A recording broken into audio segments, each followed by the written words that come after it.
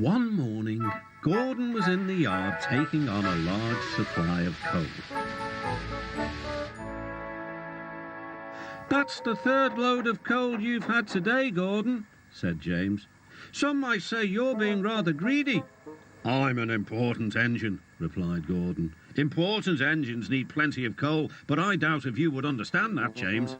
James snorted and went about his work. Later, Gordon was taking on water from a standpipe because the water tower was under repair. "I wouldn't drink too much of that water if I were you, Gordon. It might give you boiler ache." "Pah," said Gordon. "What's this? Educating Gordon Day? First James and now you, Duck.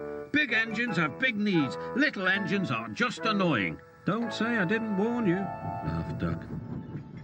Later, Gordon steamed into the yard at the big station.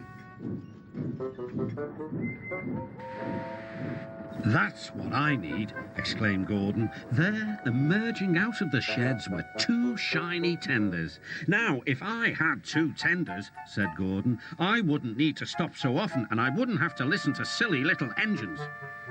"Those tenders belong to a visitor," replied his driver.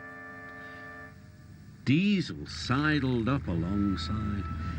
"Everyone knows that tenders are a mark of distinction, but I'm afraid that no amount of tenders will save you in the end. We Diesels are taking over, and we don't need tenders to make us important, not even one."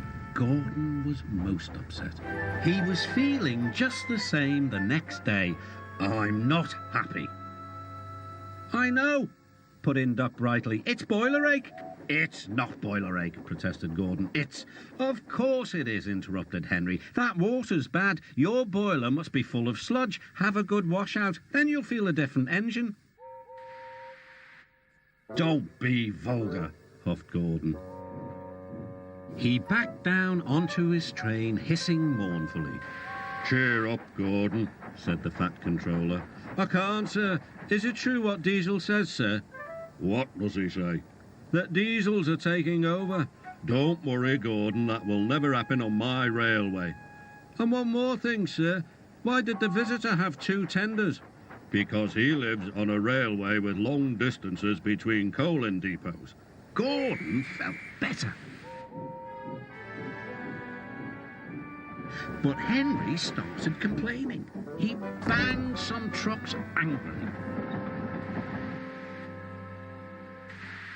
"I always work hard enough for two," he puffed. "I deserve another tender." Duck whispered something to Donald. He was going to play a trick on Henry. "Henry," he asked innocently, "would you like my tenders?" "Yours? What have you got to do with tenders?" "All right," said Duck. "The deal's off. Would you like them, Donald?" "I wouldn't deprive you of the honour," replied Donald. "It is a great honour," continued Duck thoughtfully, "but I'm only a tank engine. Perhaps James might." "I'm sorry I was rude," said Henry hastily. "How many tenders have you, and when could I have them?" I have 6, and you can have them this evening." "6 lovely tenders," chortled Henry. "What a splendid sight I'll be." Henry was excited all day. "Do you think it'll be all right?" he asked for the umpteenth time. "Of course," said Duck. "They're all ready now." The other engines waited where they could each get a good view. But Henry wasn't a splendid sight at all. His 6 tenders were very old, dirty, and filled with boiler sludge. "Had a good wash out, Henry," called a voice. "That's right. You'll feel a different engine now." Henry was not sure, but he thought the voice belonged to Gordon.